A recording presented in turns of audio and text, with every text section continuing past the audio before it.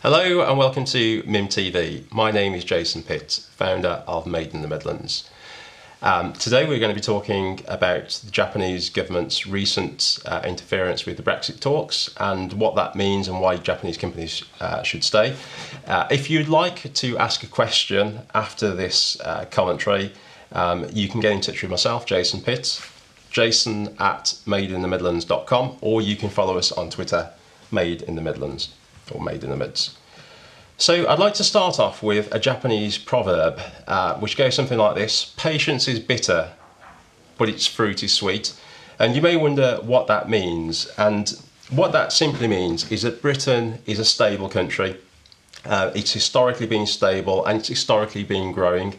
So why should you, as a Japanese company, stay in the UK? And actually, why should you continue to invest? Because that's one of the bigger questions, if not the biggest questions, which is the fear of Brexit not being delivered, and therefore do we continue to invest in the UK, or shall we just say we'll wait and see what happens?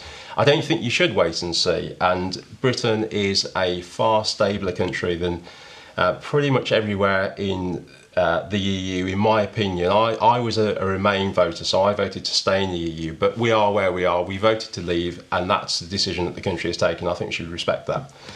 So let's talk about some of the Japanese companies that have located to Britain. So Nissan arrived here in 1984. Toyota moved to the UK in 1989. So why did those companies move to Britain? Was it because of the EU? Well, the EU did not exist in 1989. It was the EEC, and it was very different to how it is now. So this fear of loss is a perception rather than a reality, or built on something which is actually true. So my intention in this reaction video is to firstly discuss the Japanese comments. So if I paraphrase what Sky News have written recently. So it's all referring to a 15-page document listed and titled as Japan's message to the UK and the EU.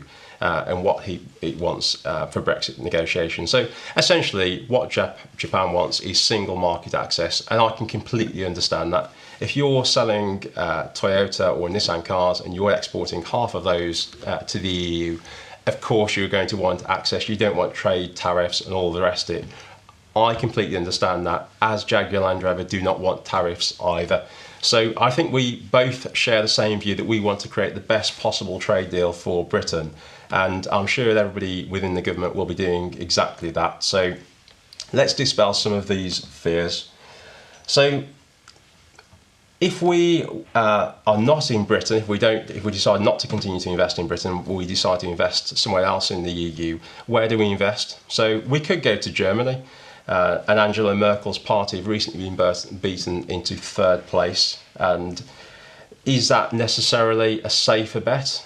So don't think about where we are today. Think about where we might be in 10 years' time. Germany is extremely exposed to what's happening in Greece and in Spain. It's part of the euro currency, which potentially has problems that have been postponed, but they will eventually come to bear fruit. All of these issues Britain will not have to face. I think that's very important to make that case. We're a strong country, strong economy, and will continue to be so. Netherlands, which is noted as being one of the most liberal countries in the EU, the Freedom Party could become the largest party at the next general election. It already holds 21 seats. And this is, although they're not likely to come to power because of the proportionate representation system that they have, nevertheless, there is a rise in far-right politics. Finland, also noted for its liberalism, strong rise in far-right politics. Austria was recently forced to have a recount following the close defeat of its far-right party. France's anti-EU party, the Front National, has increased their votes from 6% to 24% in 2014 in the EU elections. It's predicted to be the biggest party at the next EU elections. So, bearing in mind you have this rise in far-right extreme politics, what is happening in Britain at the moment? So since we decided to vote for Brexit, what you have seen is a tempering of mood, you've seen a tempering of opinion. Following our decision to leave the EU, for example, Britain's far-right party, which is UKIP, are now polling less than 13% of the popular vote.